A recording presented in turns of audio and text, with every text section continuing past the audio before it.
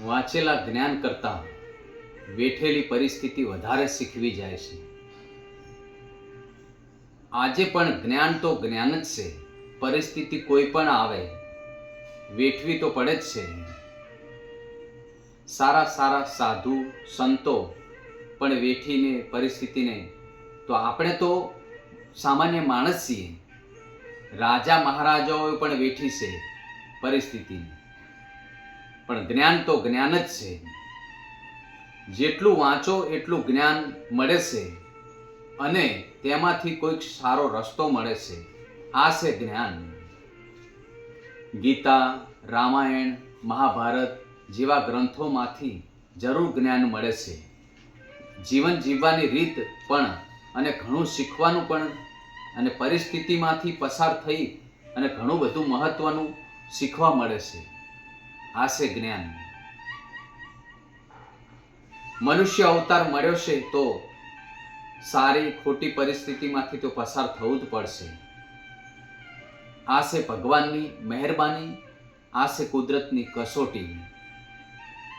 આ સમય કળિયુગનો ચાલે છે તો સારા માણસોને પરિસ્થિતિ વધારે શીખવી જાય છે, કારણ કે ખોટા અને જૂઠા માણસો આ સમયમાં ચાલે છે.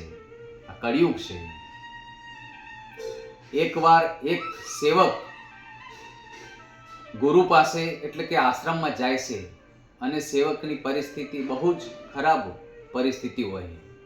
સેવકને થયું કે લાવો ને ગુરુ પાસે જવું અને ગુરુને મનની વાત કહું, પણ કે વેદના તો એવી હતી, પણ તોય છતાં કે ગુરુને કહેવું તો નથી જ, કારણ કે પોતાની દીકરીના લગ્ન હોય છે એટલે પૈસાની જરૂર હોય.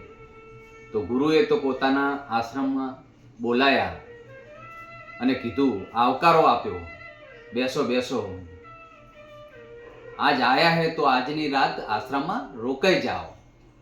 પણ સેવકને તો પોતાની મનની મૂંઝવણ હતી, ચિંતા હતી, માટે રાત રોકાય એવી પરિસ્થિતિ નથી. એટલે પોતાને થયું કે ગુરુદેવ, હું હવે જાઉં છું. પણ આગળ જતા એક ગધેડો ભૂંક્યો એટલે સેવકને મનમાં શંકા જાગી કે લાવ પાછો વરું આશ્રમમાં જવું. ગુરુએ જે કીધું હતું એ સાચી વાત હતી. એટલે સેવક પાછો આશ્રમમાં જાય છે. એટલે ગુરુ બોલ્યા કે કેમ બેટા પાછો આવ્યો? કે જ્યારે હું કહું છું ત્યારે તે ના પાડી અને એક ગધેડો ભૂંક્યો અને એનો અવાજથી તું આશ્રમમાં પાછો આવ્યો. ગુરુ ઉપર વિશ્વાસ નહોતો? ના ના, એવું નહીં ગુરુજી, ગુરુ ઉપર તો અપાર વિશ્વાસ છે, શ્રદ્ધા છે, પણ છતાંય શું કે મનમાં એક પરિસ્થિતિની ચિંતા ચાલતી હતી. કોઈ વાંધો નહીં, ગુરુએ એવું કીધું, કશો ચિંતા નહીં, આજ રાત રોકાઈ જા, સવારે આપણે બધું જ જે હશે કામ થઈ જશે. આવું કહીને પોતે બધા ગુરુ અને સેવક આરામ કરે છે. પણ પેલા સેવકને ઊંઘ આવતી નથી.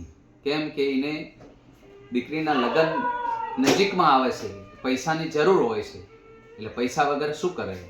અને ગુરુને કંઈ પણ નથી શકતો કે શું કહું. પણ ગુરુ વેદના સમજી ગયા સેવકની. સવાર પડતા જ ગુરુ કીધું, સ્નાન કરી લે. ચા પાણી કર્યા પછી ગુરુએ કીધું, જરૂર તારું કામ પૂરું કરીશ. પૈસા માટે આવ્યો છું? કે હા સેવક. સેવકે કીધું, હા ગુરુ, તો 50,000 રૂપિયા પડ્યા છે, તું લઈ જા, અને તારી મનની મૂંઝવણ છે મને ખબર પડી ગઈ.